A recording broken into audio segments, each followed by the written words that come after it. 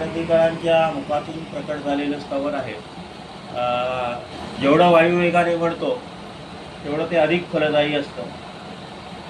पण वयापर्यंत थोडासा स्पीड कमी झाला तरी चालेल. आज पुण्यतिथीला आपण ते सांघिक म्हणत आहोत. इथून पुढे जरी रोज म्हटलं तरी काही हरकत नाही. पण त्या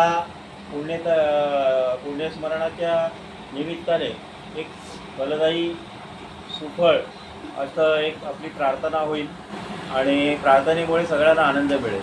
आपणाला सगळ्यांना ज्ञान आहे की स्वामींना जन्म नाही, लांब नाही, ते अयोनिज आहेत आणि ते वृक्षापोटी तरुपोटी लाकूड तोडायला घाव घातला आणि ते प्रकट झाले, अशी त्यांची ख्याती आहे.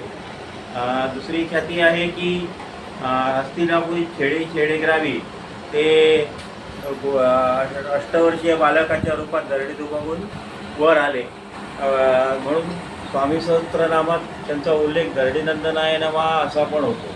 त्यांच्या हातात एक गोटी आहे, ती जी ब्रह्मांड आहे ती त्यांच्या हातात एक गोटीसारखी आहे आणि ते सहज लीलया गोटीसारखी ब्रह्मांड इकडून तिकडे खेळवत असतात.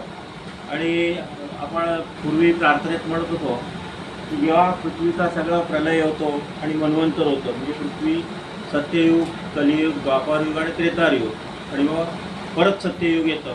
आणि असं जेव्हा मन्वंतर होतं तेव्हा भगवान कृष्ण हा या वडाच्या पानावरती ठीक आहे अंगुष्ठ बुडवून चोखंदळपणे अगदी खेळत असतो.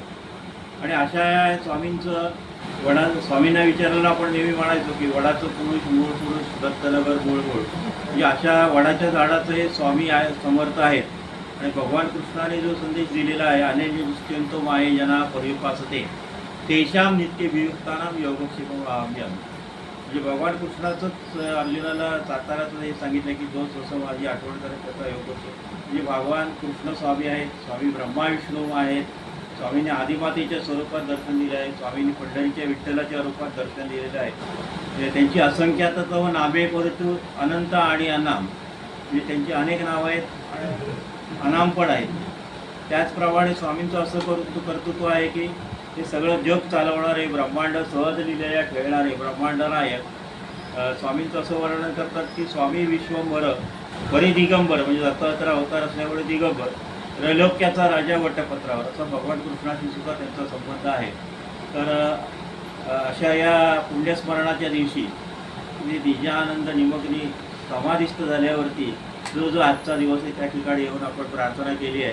आपण नक्कीच स्वामींच्या आशीर्वादासाठी कृपापात्र आहात. स्वामी आपल्या सर्व इच्छा पूर्ण करतील याची खात्री आहे. 30 तारखेला अक्षय तृतीयेच्या दिवशी सर्व स्वामी भक्त